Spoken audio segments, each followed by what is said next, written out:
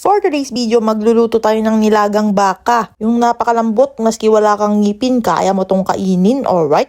Gagamit pala tayo dito ng beef camto mga kapulutan. 3 beses nating hinugasan bago natin pakuluan. Nag-add tayo ng mineral water, sibuyas at daon ng sibuyas, buong paminta at patis para magkalasa na. Antayin lang natin tong kumulo para lumutang yung mga scams. Para smooth yung atake sa paghigop natin ng sabaw mamaya. Alright. 3 oras pala natin tong pinakuluan hanggang lumambot mga kapulutan. Then tinimplahan ng beef cubes at optional na liquid seasoning para mag-darken yung color at sa umami. Linuto na rin natin yung mga patatas. Nung saktong-sakto na yung timpla at malambot na yung patatas, hinalo na rin natin itong bagyo beans at umbok. Masarap din kasi yung nilagang baka lalo na pag marami ding gulay. Alright.